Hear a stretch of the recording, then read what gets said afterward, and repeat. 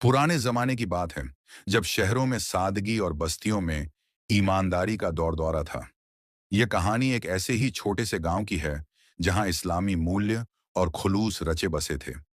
लोग हलाल की रोजी कमाते और एक दूसरे का हक अदा करते थे। उसी गांव में यूसुफ नाम का एक नेक और सीधा सादा आदमी रहता था। यूसुफ एक गरीब मगर कनात पसंद व्यक्ति था। वह मेहनत मजदूरी करके गुजर बसर करता और अल्लाह का शुक्र अदा करता था। उसके दिल में दुनिया की दौलत का कोई लालच नहीं था और वह हमेशा दूसरों की मदद के लिए तैयार रहता था। उसकी एक ही ख्वाहिश थी कि वह अपनी जिंदगी हलाल रोजी कमाकर गुजारे। इसके विपरीत आयशा, जो यूसुफ की पत्नी थी, वह दुनियावी माल व दौलत की सख्त ख्वाहिशमंद थी। वह हमेशा दूसरों के पास मौजूद ज्यादा अच्छी चीजों को देखकर जलती रहती थी। उसका दिल लालच और हसद से भरा हुआ था और वह अक्सर अपने शौहर की सादगी और कमाई पर नाराज रहती थी। आयशा का मुस्तकिल शिकवा और आग्रह था कि यूसुफ को किसी भी तरह ज्यादा से ज्यादा दौलत कमाने का कोई जरिया ढूंढना चाहिए। उसकी नजर में इज्जत और खुशी सिर्फ मालव मता में थी और वह गरीबी को एक जिल्लत समझती थी। वह अक्सर यूसुफ से बड़ी बड़ी बातें करती थी। यूसुफ को अपने एक दूर के रिश्तेदार से विरासत में एक छोटा पुराना मकान मिला था। यह मकान गांव से बाहर एक वीरान जगह पर था, जहां लोग कम ही आते जाते थे। यह मकान बहुत पुराना था और कोई खास अहमियत नहीं रखता था, लेकिन यह उनका अपना ठिकाना बन गया।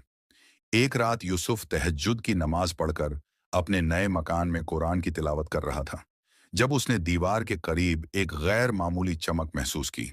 पहले तो उसने इसे नजरअंदाज कर दिया, लेकिन चमक लगातार बढ़ती जा रही थी। उसने दिल में अल्लाह का नाम लिया और गौर से देखा। उस चमक का स्रोत दरअसल एक पुरानी ईंट थी, जो दीवार में डीली हो गई थी। यूसुफ ने एहतियात से उस ईंट को हटाया। ईंट हटाते ही उसकी आंखें हैरत से फैल गईं। ईंट के पीछे एक छोटी सी जगह थी और उसमें एक प्राचीन लकड़ी का संदूक रखा हुआ था। यूसुफ ने अल्लाह का नाम लेकर वह संदूक बाहर निकाला। संदूक के अंदर सोने के कुछ प्राचीन सिक्के और कीमती पत्थर चमक रहे थे। यह उसकी अपेक्षा से कहीं ज्यादा बड़ी दौलत थी। उसने सोचा कि यह अल्लाह का इनाम है, जिसने उसकी मेहनत और ईमानदारी का फल दिया। यूसुफ ने फौरन इस दौलत को छिपा दिया और फैसला किया कि वह इसका इस्तेमाल बहुत एहतियात से करेगा और जरूरतमंदों पर खर्च करेगा। उसके दिल में खुशी से ज्यादा अल्लाह का खौफ और इस दौलत की जिम्मेदारी थी। उसने फौरन आयशा को बताने से परहेज किया। अगली सुबह यूसुफ ने आयशा से सिर्फ इतना कहा कि उसे एक नई और बेहतर नौकरी मिल गई है, जहां ज्यादा तनख्वाह और रोजी होगी। आयशा यह सुनकर बहुत खुश हुई, लेकिन उसे इस बात का इल्म नहीं था कि यूसुफ के पास असल में क्या है। उसके दिल में और ज्यादा दौलत की ख्वाहिश जाग उठी। यूसुफ ने इस छुपी हुई दौलत को किसी को न दिखाने का इरादा किया और उसे घर में एक महफूज जगह पर छिपा दिया। वह जानता था कि इतनी बड़ी दौलत अचानक सार्वजनिक करना मुनासिब नहीं है। उसने अल्लाह से दुआ की कि वह उसे इस अमानत को सही तरीके से इस्तेमाल करने की तौफीक अता फरमाए।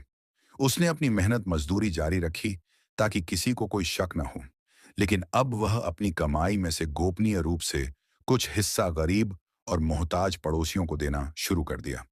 वह चाहता था कि यह दौलत सिर्फ उसी की जरूरतों पर नहीं, बल्कि दूसरों की भलाई पर भी खर्च हो। आयशा ने महसूस किया कि यूसुफ के रवैये में थोड़ी तब्दीली आई है। वह अब ज्यादा खुश और सुकून में रहने लगा था। उसके दिल में शक पैदा हुआ कि यूसुफ उससे कोई बात छिपा रहा है या उसे कोई गुप्त आय का जरिया मिल गया है। एक शाम आयशा ने खाने के वक्त यूसुफ से बातचीत शुरू की। उसने पूछा कि यह नई नौकरी कहाँ है और उसे उससे कितनी तनख्वाह मिलती है। उसके लहजे में जिज्ञासा से ज्यादा शक और मालिकाना हक का एहसास था। यूसुफ ने गोलमोल जवाब दिया। यूसुफ ने आयशा से कहा कि यह नौकरी मामूली और मेहनत तलब है और वह उसे ज्यादा विवरण नहीं बताना चाहता। वह नहीं चाहता था कि आयशा का लालच उनकी जिंदगी में फसाद पैदा करे। यूसुफ का ख्याल था कि ज्यादा दौलत का इल्म होते ही आयशा का रवैया और बदल जाएगा। यूसुफ के छिपाने के अंदाज ने आयशा के दिल में और ज्यादा वहम डाल दिए। अब उसने हर वक्त यूसुफ पर नजर रखना शुरू कर दिया। वह लगातार घर की तलाशी लेती रहती, इस उम्मीद पर कि उसे कोई ऐसी चीज मिल जाए जो यूसुफ ने छिपा रखी हो। एक रात जब यूसुफ देर से काम के बहाने घर से बाहर था और शायद सदका व खैरात करने गया था, आयशा ने घर का कोना कोना छान मारा। वह हर पुराने बर्तन, हर अलमारी और हर संदूक को खोलकर देख रही थी। उसके दिल में दौलत का भूत सवार था। आखिरकार उसकी नजर उस पुरानी दीवार पर पड़ी जहां यूसुफ ने ईंट हटाई थी। उसे शक हुआ क्योंकि उस जगह की मिट्टी और प्लास्टर थोड़ा ताजा लग रहा था। आयशा ने फौरन खुरचना शुरू कर दिया और उसे वहीं गुप्त जगह मिल गई। आयशा ने जल्दी से ईंट हटाई और संदूक देखा। जब उसने संदूक खोलकर सोने के सिक्के और चमकदार पत्थर देखे तो उसकी आंखें हैरत और खुशी से फटी की फटी रह गईं। उसका जिस्म लालच से कांप रहा था और उसने फौरन तमाम माल निकाल लिया। आयशा ने तमाम दौलत अपने पुराने कपड़ों में लपेट ली और उसने यह सोचना शुरू कर दिया कि अब इस दौलत के साथ वह क्या कुछ खरीद सकती है और कैसी शाही जिंदगी गुजार सकती है। वह खुशी से दीवानी हो रही थी और उसने अपने शौहर यूसुफ को कुछ भी न बताने का फैसला कर लिया। आयशा ने रातों रात तमाम छुपा हुआ खजाना अपने पास रख लिया और उसे एक गुप्त जगह पर छिपा दिया। उसे अब यूसुफ की बातों या उसकी मेहनत की कोई परवाह नहीं थी। उसके जहन में सिर्फ एक ही ख्याल था कि अब वह इस दौलत की मालकिन है और उसे खुद इस्तेमाल करेगी। उसने अपनी दौलत को ज्यादा देर छिपाकर रखना मुनासिब नहीं समझा। अगले ही दिन आयशा ने यूसुफ को बिना बताए गांव के सबसे बड़े बाजार का रुख किया। उसने अपनी पुरानी और मामूली हालत के विपरीत खुद को अमीर जाहिर करने की ठानी। बाजार पहुंचकर आयशा ने बेदर्दी से सोना खर्च करना शुरू कर दिया। उसने सबसे कीमती और भारी जेवरात खरीदे, उम्दा रेशमी लिबास बनवाए और नौकरों के लिए भी महंगे कपड़े खरीदे। उसका मकसद सिर्फ अपनी दौलत की नुमाइश करना था।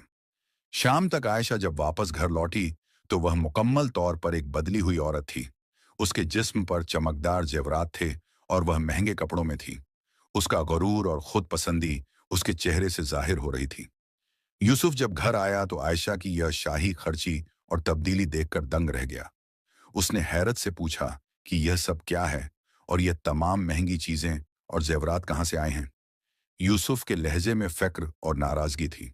आयशा ने निहायत हिकारत से यूसुफ को जवाब दिया कि वह अब गरीब नहीं है। उसने यूसुफ से कहा कि उसे अपना गुप्त खजाना मिला है जो इस पुराने मकान की विरासत है।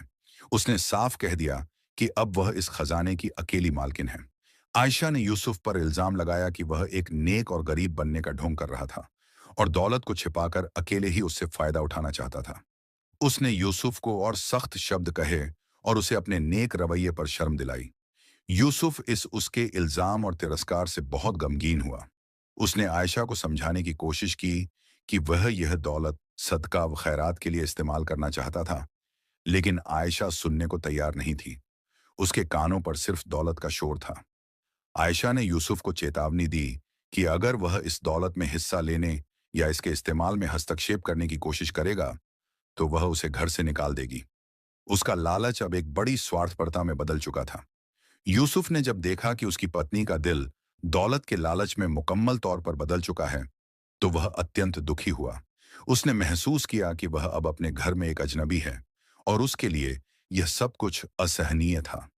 यूसुफ ने आयशा की कड़वी बातें और उसका गैर इस्लामी रवैया खामोशी से सुन लिया। वह जानता था कि गुस्सा और बहस करना बेकार है। उसके लिए सबसे अहम चीज अपने ईमान और दिल की पवित्रता को बरकरार रखना था, न कि दुनियावी माल व मता। यूसुफ ने अपने दिल में फैसला किया कि वह इस दौलत की वजह से अपने नेक रास्ते को नहीं छोड़ेगा। वह इस घर में नहीं रह सकता था जहां दौलत की लालच उसकी पत्नी को अंधा कर चुकी थी। उसने आयशा से किसी किस्म का झगड़ा न करने का फैसला किया। सुबह सवेरे यूसुफ ने अपने सामान की एक छोटी सी गठरी बांधी। इसमें उसके कुछ पुराने कपड़े, कुरान मजीद का नुस्खा और नमाज की चटाई थी। उसने खामोशी से घर से निकलने की तैयारी कर ली ताकि आयशा की नींद न टूटे। यूसुफ ने जाने से पहले एक सादा सा खत लिखा।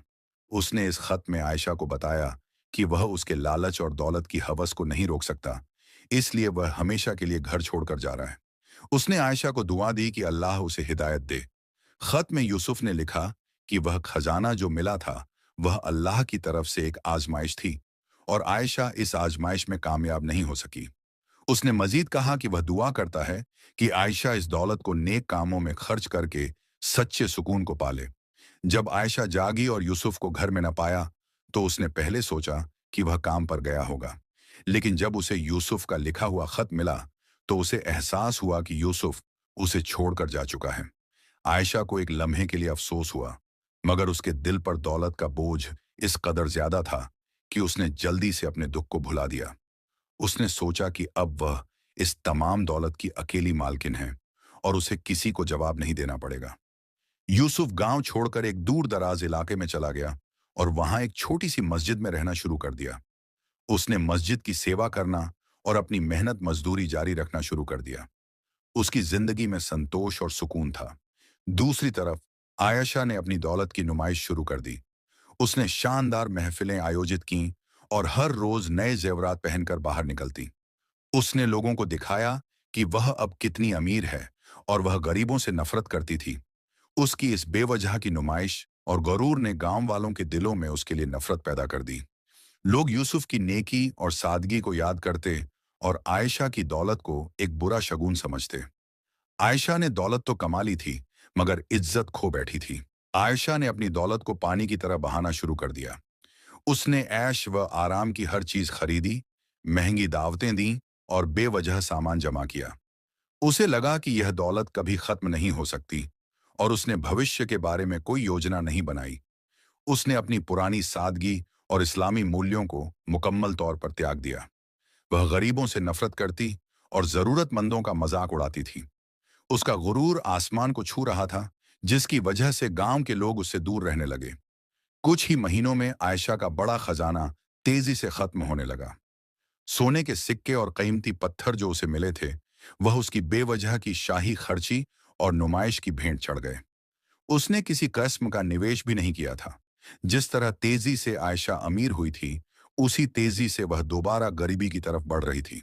अब उसके पास सिर्फ बड़े और खाली मकान, महंगे मगर बेकार कपड़े और कुछ टूटे हुए जेवरात बाकी रह गए थे। जब आयशा के पास दौलत खत्म हुई, तो उसके दोस्त जो सिर्फ उसके माल की वजह से उसके गिर्द जमा हुए थे, वह सब उसे छोड़कर चले गए। वह दोबारा अकेली हो गई, लेकिन अब उसके पास यूसुफ का खुलूस भी नहीं था। अब आयशा को एहसास हुआ कि उसके पास दौलत थी, मगर इज्जत और सुकून नहीं था। वह सच्चे दोस्त और मोहब्बत से वंचित थी। उसके पास सिर्फ पछतावा और खाली हाथ बाकी रह गए थे, जो उसे दिन रात परेशान कर रहे थे। एक दिन आयशा बहुत बीमार पड़ गई। अब उसके पास इतने पैसे नहीं थे कि वह कोई अच्छा इलाज करा सके, और न ही कोई ऐसा शख्स था जो खुलूस से उसकी देखभाल करे। तमाम गांव वालों ने उससे मुंह मोड़ लिया था। सारे गांव वालों को यूसुफ की नेकी याद आई, जो लोगों की खामोशी से मदद करता था। सबको मालूम था कि यूसुफ अगरचे गरीब था, लेकिन उसके अंदर खुलूस और हमदर्दी थी। उन्होंने आयशा की हालत देखकर गहरा दुख महसूस किया। आयशा ने सख्त पछतावे की हालत में सोचना शुरू किया कि अगर यूसुफ उसके साथ होता, तो वह यह तमाम दौलत कभी इस तरह जाया न करती। वह याद करने लगी कि किस तरह यूसुफ ने सुकून और कनात की जिंदगी गुजारी थी और वह कितनी लालची थी। आयशा अब मुकम्मल तौर पर बेबस और लाचार हो चुकी थी। वह अपने की पर बहुत शर्मिंदा थी। उसने अल्लाह से माफी मांगी और दुआ की कि अगर उसे दोबारा मौका मिले, तो वह एक नेक और सादा जिंदगी गुजारे। बीमारी और तन्हाई की हालत में आयशा ने यूसुफ को याद किया। उसने फैसला किया कि वह यूसुफ को ढूंढेगी और उससे माफी मांगेगी। उसे एहसास हो चुका था कि दुनिया की सबसे बड़ी दौलत ईमान, संतोष और एक नेक साथी का साथ है। बड़ी मुश्किल से आयशा को किसी तरह यूसुफ का पता चला कि वह एक दूर की मस्जिद में खुलूस से सेवा कर रहा है। उसने अपनी आखिरी हिम्मत जमा की और टूटे हुए दिल के साथ यूसुफ के पास जाने का इरादा किया। जब आयशा थकी हारी और बीमार हालत में मस्जिद पहुंची, तो उसने यूसुफ को देखा। यूसुफ ने उसे देखते ही पहचान लिया।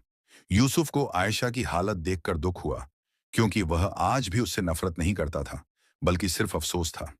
आयशा ने यूसुफ के सामने सर झुका दिया और रोते हुए अपने की माफी मांगी। उसने अपना सारा हाल सुनाया कि कैसे दौलत ने उसे तन्हा और जलील कर दिया। उसने इकरार किया कि उसका लालच उसे बर्बाद कर चुका है। यूसुफ ने अल्लाह की रजा की खातिर आयशा को माफ कर दिया। उसने आयशा से कहा कि असली सुकून और दौलत का ताल्लुक इंसान के दिल की पवित्रता से होता है, न कि उसके हाथों में मौजूद माल से। यूसुफ ने मुस्कुराते हुए आयशा को एक हैरत अंगेज बात बताई। आयशा, जो खजाना हमें मिला था, वह सिर्फ एक ट्रेलर था। दरअसल वह दौलत किसी और नेक इंसान की अमानत थी, और मैं तुम्हारे लालच से डरकर वह तमाम सोना वापस उसी जगह रख आया था। आयशा यह सुनकर सख्ते में आ गई। उसने सवाल किया, तो क्या मैंने जो सोना खर्च किया वह? यूसुफ ने कहा, जो सोना तुमने खर्च किया, वह दरअसल मेरा वह हलाल माल था जो मैंने बरसों की मेहनत से बचा रखा था, जिसके बारे में तुम्हें इल्म नहीं था। यूसुफ ने मजीद बताया कि असली खजाना अब भी वहां सुरक्षित है। वह हमेशा से यह चाहता था कि अगर वह खजाना खर्च हो तो सिर्फ नेक कामों में हो। आयशा की लालच ने उसे मजबूर किया कि वह उसे छिपाकर अल्लाह के हवाले कर दे। आयशा को अब अपनी असली गलती का एहसास हुआ। उसका लालच इतना बढ़ गया था कि उसने एक मामूली रकम को भी बहुत बड़ी दौलत समझकर जाया कर दिया और अपने शौहर को खो दिया। वह शर्मिंदगी से पानी पानी हो गई। नैतिक शिक्षा। यूसुफ ने आयशा को दोबारा अपनाया और दोनों ने मिलकर दोबारा सादा जिंदगी शुरू की। इस कहानी का सबसे बड़ा सबक यह है कि सच्ची दौलत इंसान का सब्र, उसका संतोष और उसका अच्छा अखलाका है। लालच इंसान को अंधा कर देता है और वह अपने हाथ में मौजूद असली नेमत यानी खुलूस और मोहब्बत को भी खो देता है।